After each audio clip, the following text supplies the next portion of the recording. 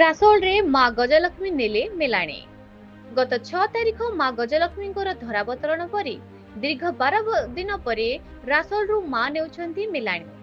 ଆଞ୍ଚଳିକ ସ୍ତରରେ 13ଟି ପୂଜା ମଣ୍ଡପରେ ମା ପୂଜା ପାଉଥିବା ବେଳେ ଗତ 14 ତାରିଖ ଏବଂ 15 ତାରିଖରେ 7ଟି ମେଢ଼ ଯଥାକ୍ରମେ ନୂଆପାଟଣା, ମୁଣ୍ଡିଆପଶି, ବିଷ୍ଣୁ ବଜାର, ନାଉକିଆରୀ, ଏନସିସି, ପରଶୁରାମପୁର, କଲୋନୀ ସାହିରେ ମା ମେଲାଣୀ ନେଇ ସାରିଥିବା ବେଳେ ଆଜି 6ଟି ମେଢ଼ ଯଥାକ୍ରମେ ମହାଲକ୍ଷ୍ମୀ ବାଣିଜ୍ୟ ସଂଘ, ଗଣେଶ ବଜାର, ଛଗଛଗିଆ ତୋଟା, ତଳପାଟଣା, ଦେଇକି ପାଟଣା, ଖୁଣ୍ଟିଆ ସାହି, ରାସୋଳ ଯାତ୍ରା ପଡ଼ିଆରେ ଅପରାହ୍ନ 4 ଘଟିକାରେ ଏକାଠି ହେବା ପରେ ଡିଜେ ଗୀତର ତାଳେ ତାଳେ ସୁସଜ୍ଜିତ ଆଲୋକରଣ ସାଙ୍ଗକୁ ଟେଡି ବିୟର, ଗରିଲା ନାଚ ସହିତ ଆତବସାଜିରେ ରାସ୍ତାଘାଟ ପ୍ରମ୍ପବିତ ହେଉଥିଲା।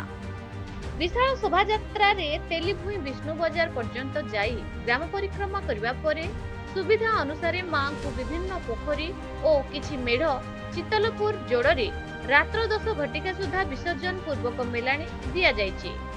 ରାସୋଳ ପୋଲିସ ତରଫରୁ ଶାନ୍ତି ଶୃଙ୍ଖଳା ରକ୍ଷା କରିବା ସହିତ ଟ୍ରାଫିକ କଣ୍ଟ୍ରୋଲ ସୁଚାରୁ ରୂପେ କରାଯାଇଥିବା ବେଳେ ପ୍ରତ୍ୟେକ ସାହିର ମୁରବୀମାନେ ଶାନ୍ତି ଶୃଙ୍ଖଳାର ସହିତ ଯେ ହର୍ଷୋଲ୍ଲାସରେ ମାଙ୍କୁ ବିଦାୟ ଦେଇଛନ୍ତି। ରାସ୍ତାରେ ଯାତାୟାତ କରୁଥିବା ଯାନବାହନ ସୁରୁଖୁରୁରେ ଯିବା ସହିତ ସରକାରୀ ଜରୁରୀକାଳୀନ 108 ଆମ୍ବୁଲାନ୍ସକୁ ବାଟ ପରିଷ୍କାର କରି ରାସୋଳବାସୀ ମାନବିକତାର ପରିଚୟ ଦେଇଛନ୍ତି।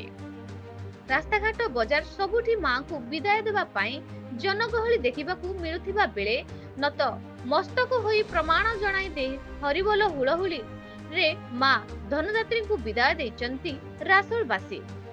ହିନ୍ଦୋଳରୁ ରଙ୍ଗାଧର ସାହୁଙ୍କ ରିପୋର୍ଟ, ନ୍ୟୁଜ ଓଡ଼ିଶା ଟିଭି।